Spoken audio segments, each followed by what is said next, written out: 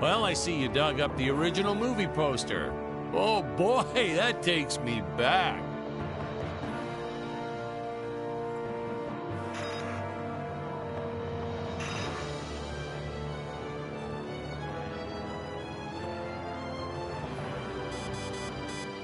Wait, whose volume does that control?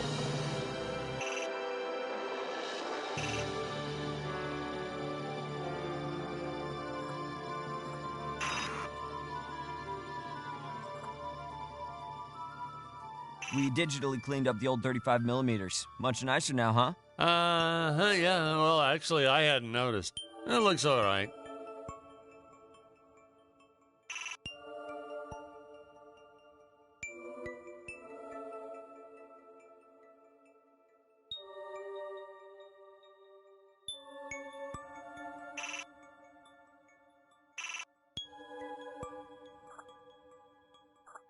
I can never figure out all these DVD options. I tell you, watching movies has become complicated.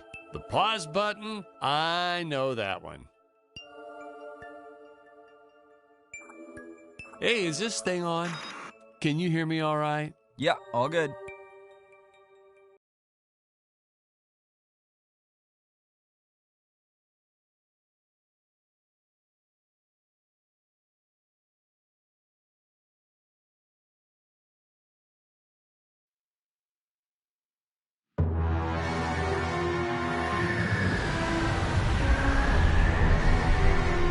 Hello, Dan Smith here. I directed this film back in, well, it feels like a century ago. Yeah. The studio asked me to provide a commentary track for the DVD release. And wham! Straight into the action. No fluff or anything. That's what we did back then. Crash-landed ship. Out pops our hero, the fearless Dick Starspeed.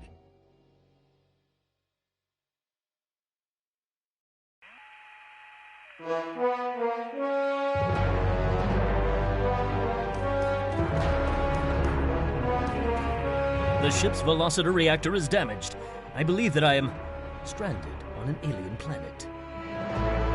Played, of course, by actor Jonathan Digby.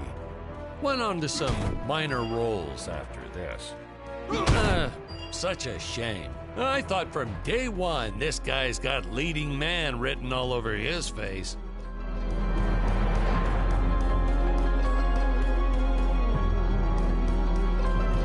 I've often asked why Dick breaks these boxes. He actually ad-libbed it. I told Jonathan, always keep things exciting.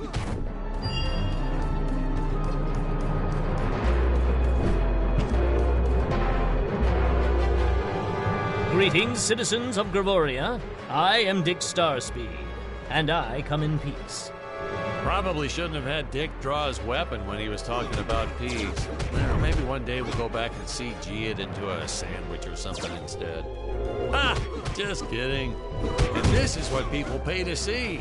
A no-name middle-aged B-list actor duking it out with stuntmen in costumes. Such stunning choreography. Now, the extras in those robot suits really knew how to take a punch. Oh, literally. I told Jonathan not to hold back. Give it all to him. Kick him in the nuts and bolts.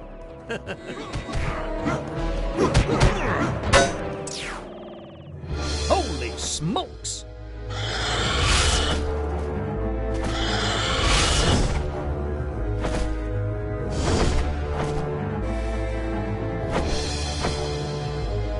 If I land squarely on that grain silo, I should survive this fall unscathed.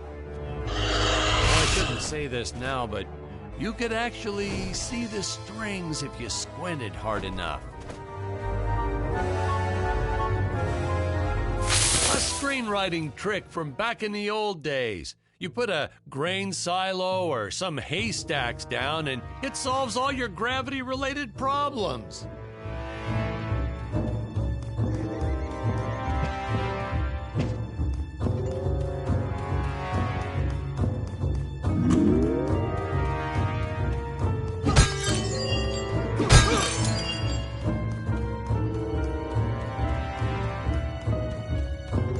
It appears some of my equipment was lost when my ship was shot down. But what luck! This high-tech scanner reports that my ray gun is nearby.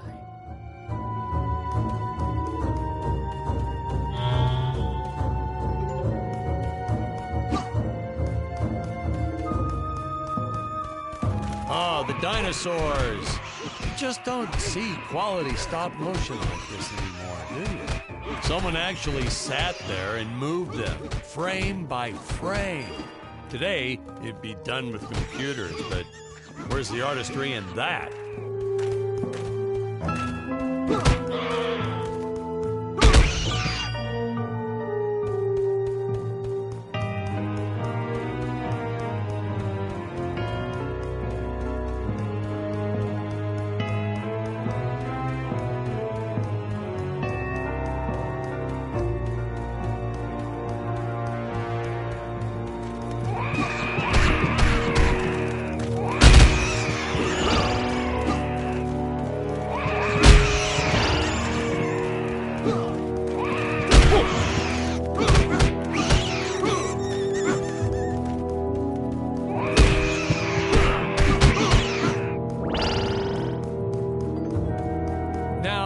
If the trees here look a little plastic, well, it's because they are.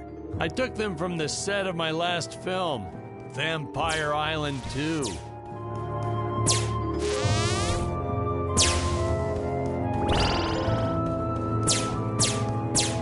got our fair share of nasty letters from scientists complaining about our portrayal of the dinosaurs.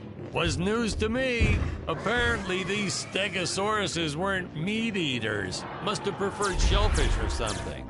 Blah, how do they know? That's what I say.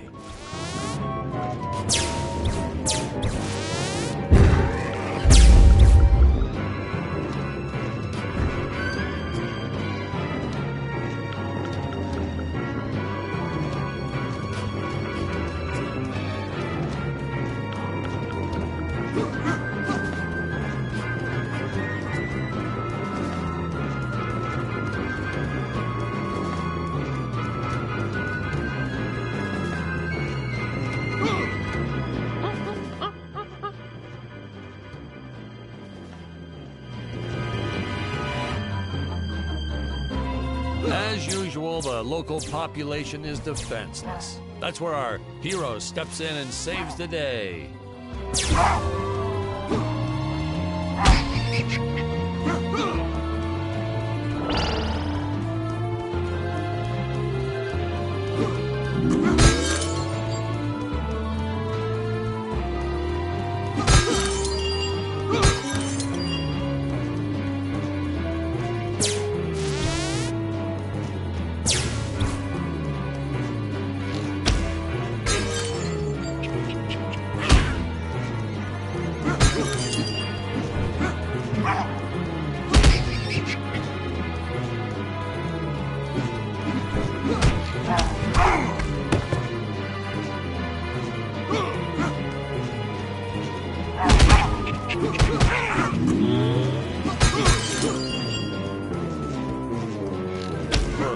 We put Jonathan through a lot shooting this film.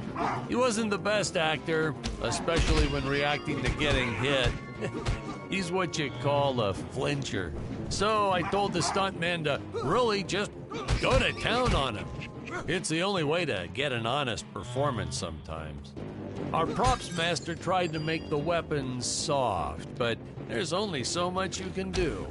Lucky for us, Dick's entire body was covered in that spacesuit. That thing was a lifesaver when it came to hiding bruises. Gold.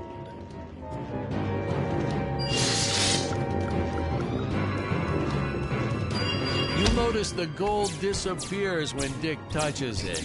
We had a deleted scene that explained he's actually teleporting it back to his ship. It's funny, no one ever questioned how Dick was able to walk around with an infinite amount of gold on him.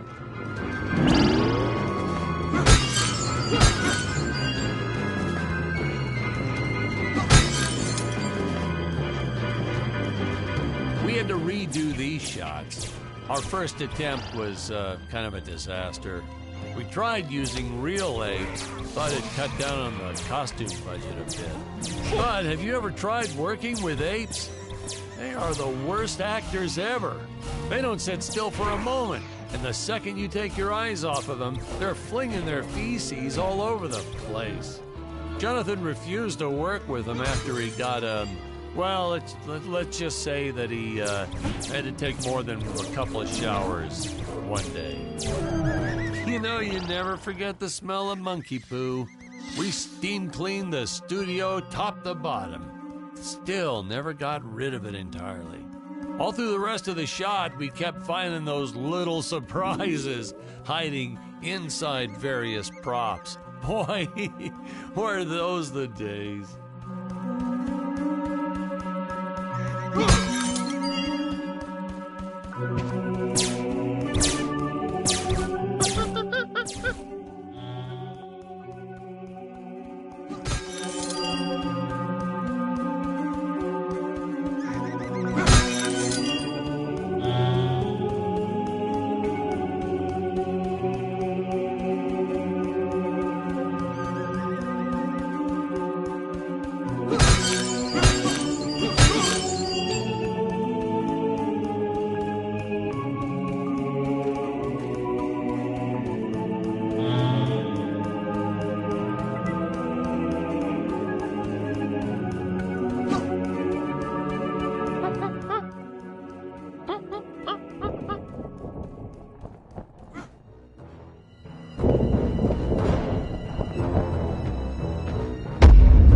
Some really top-notch stop-motion effects, huh? Unfortunately, we skimped on the Dick Starspeed puppet a little. The Earthman is not for you to eat, fiend! Oh, this was groundbreaking. We had the woman rescuing the man for once. We were really ahead of our time with this scene, but well, then again, I've always been rather progressive.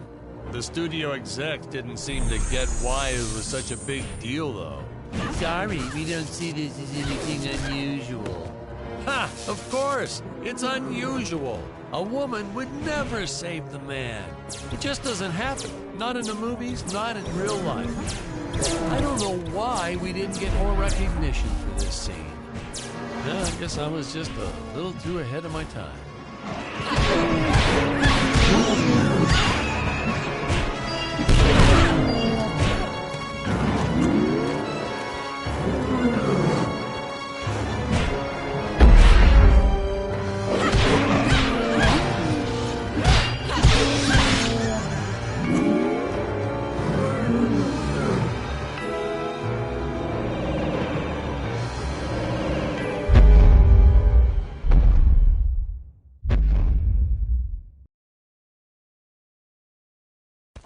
Thank you for saving me, strange woman. What is your name? I am the magnificent Scarlet Nova. Do not question my motives. Just be happy that you are still alive. I must speak with my father at once. I shall teleport to his chambers.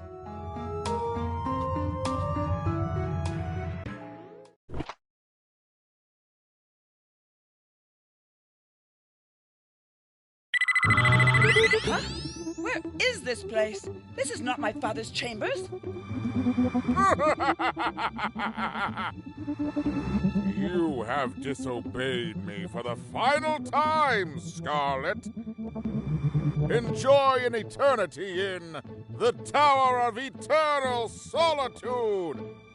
For all eternity! The old fool did not notice I am wearing my jetpack.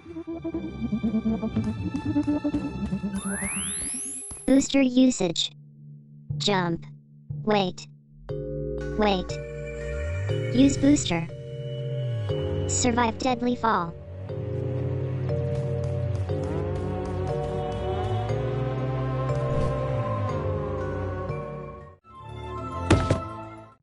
Hey, now what's going on? This isn't the right cut. Sorry, sir. These must be unused scenes for the DVD extras. I don't know how I mixed them up. We'll go back and record that part again. using the right scenes, I suppose.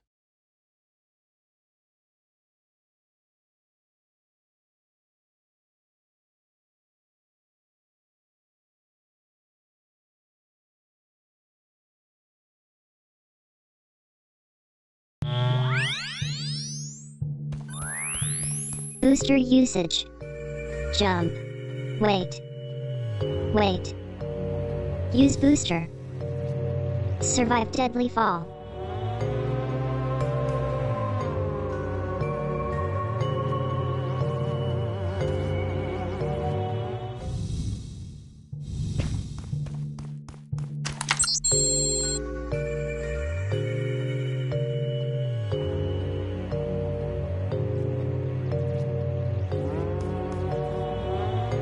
Scarlet didn't quite realize she needed to shoot those energy orbs down below. Keep in mind, Stacy was doing this on a soundstage, okay?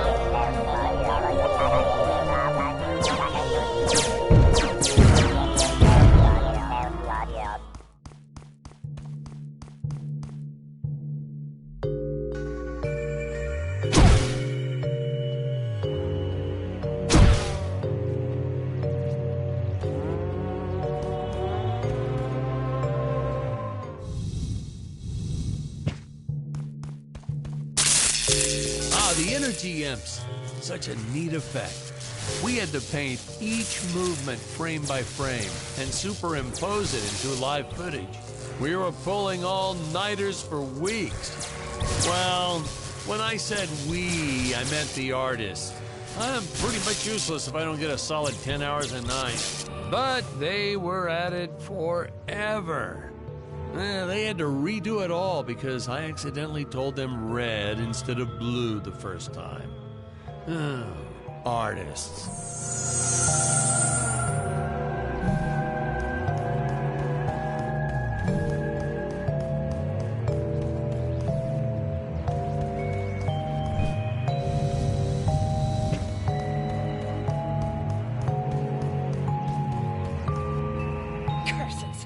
Father revoked my access to the teleport terminals. I shall only be able to utilize the ones I activate manually.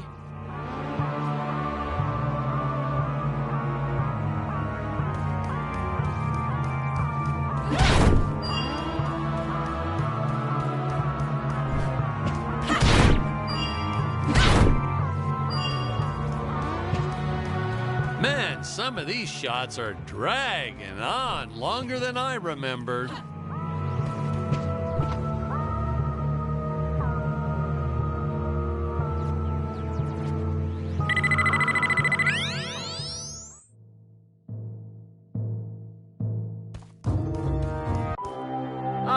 I knew you would return.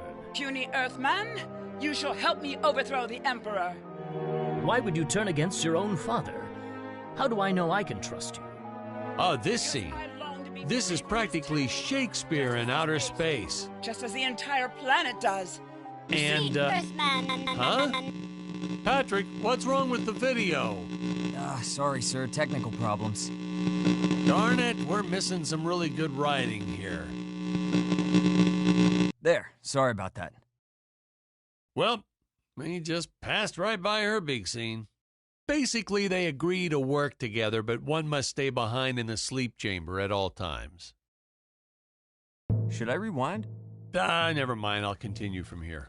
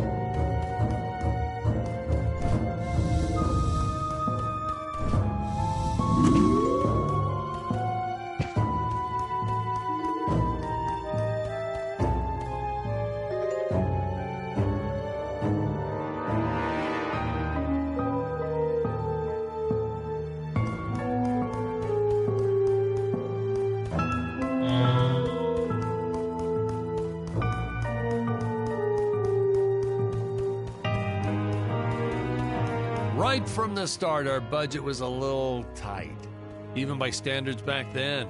To make do, Tony shot a couple scenes in black and white. Originally, he intended to use it for flashbacks. But then I had to break it to him.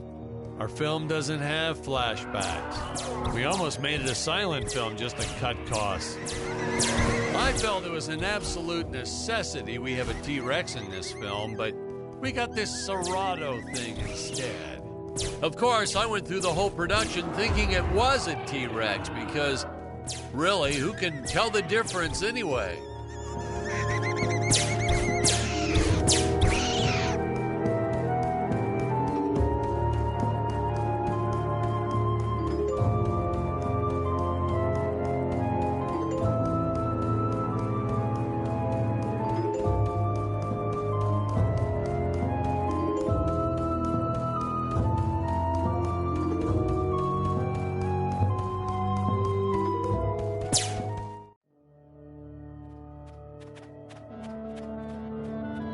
It would appear that now is the time for us to climb the Deadly Tower of Monsters.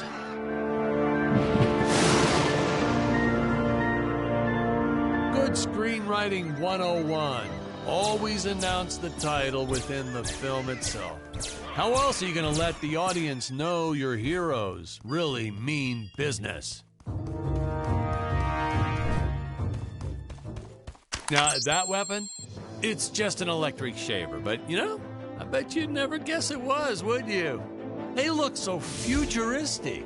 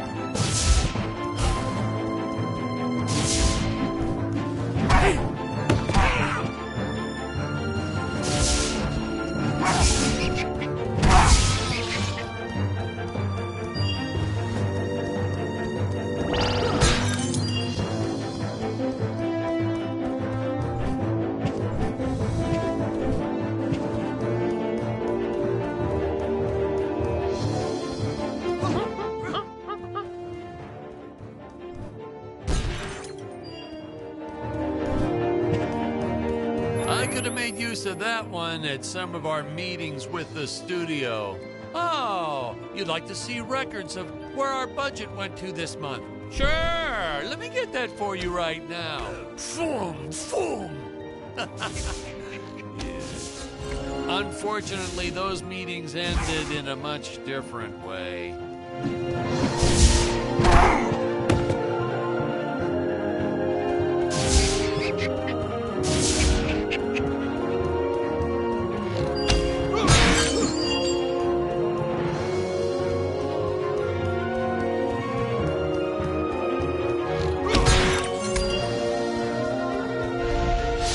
Taxidermist who helped us out with these bat creatures for real cheap. He's not good. He's kind of sloppy if you want to know the truth. But that's the best part. A sloppy bat looks scarier. Oh, but you gotta sew up that sphincter. Just trust me on that one.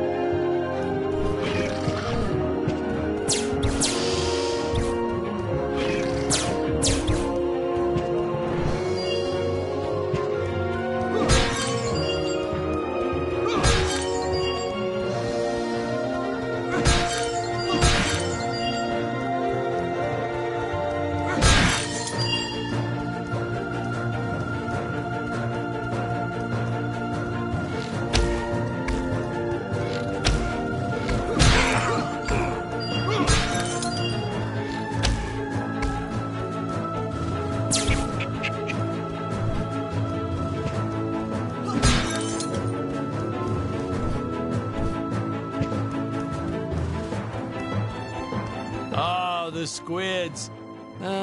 Some board member had these nephews who really wanted to be in the films. They made me cast them as squids. Whatever happened to artistic integrity? If you're going to cast a role not on merit, at least let it be a hot female role.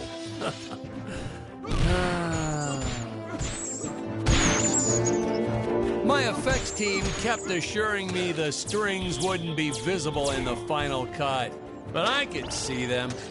No transparent nylon. This stuff will do the trick. Yeah, right. I swear those darn strings is what made my hair go white.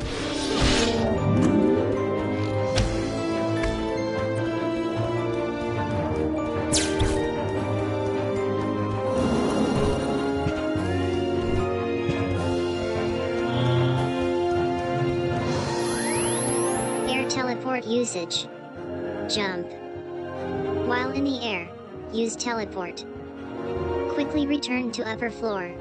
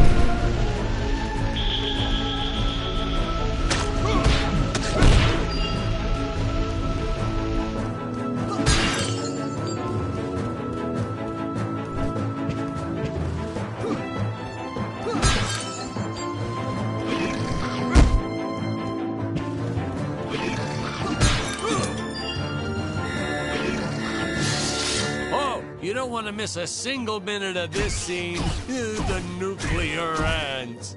Hey, we need to remind the audience our heroes are climbing a tower, so I needed something that would stick to walls. Originally, we had these web-footed what-have-yous. Not very scary. And then I left some cake out in my trailer, and it was crawling with ants in the morning. And that's when it hit me. What is the most obnoxious thing in the world?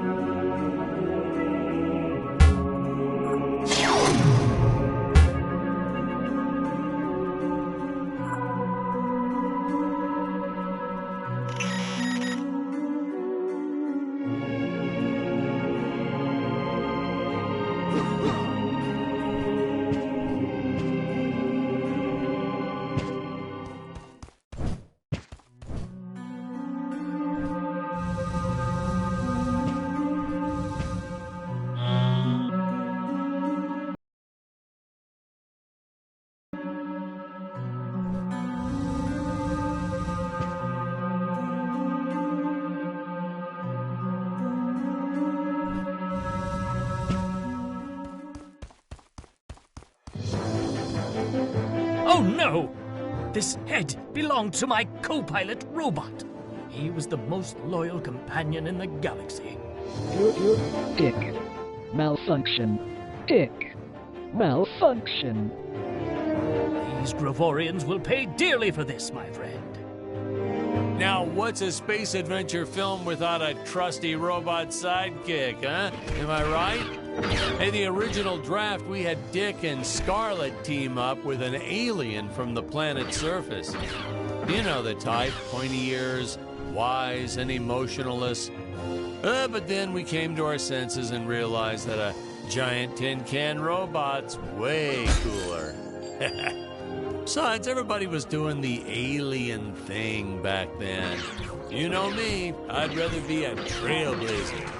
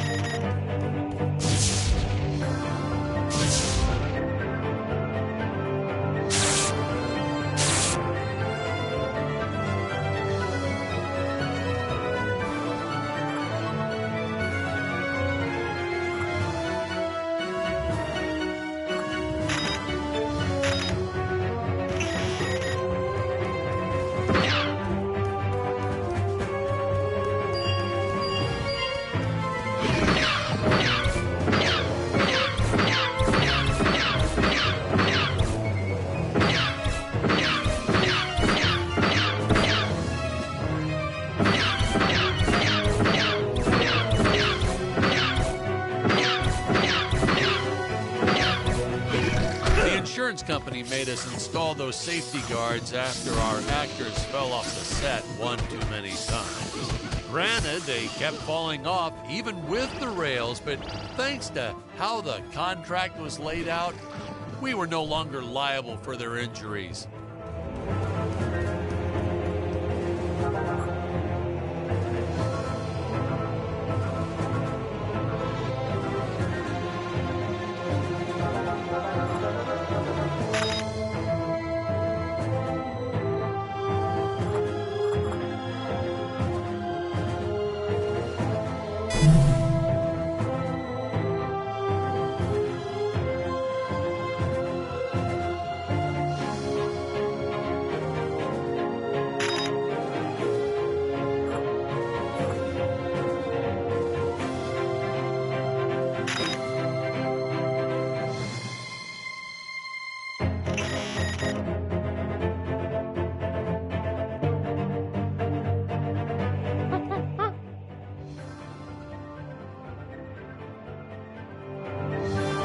Well, ladies and gentlemen, I guess it's time to talk about the elephant in the room.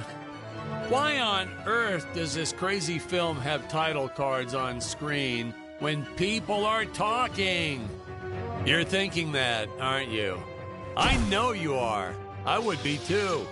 Well, we had thought about making it a silent film at one point, so we shot a lot of scenes up close like this, with the dialogue written out for the audience to read. Well, when we swapped over to making a talkie, well, we just decided to keep on going rather than reshooting all those scenes.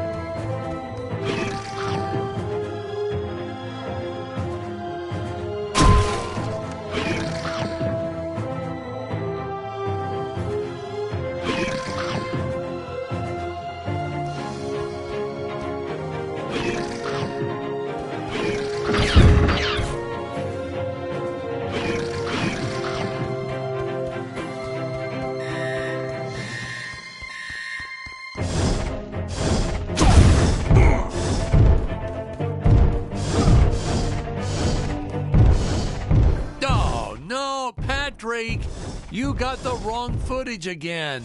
That character's not supposed to die in this scene. Sorry about that. Hold on, let me find the right one. The composition on that last shot was so perfect, too. Shame we couldn't use that one.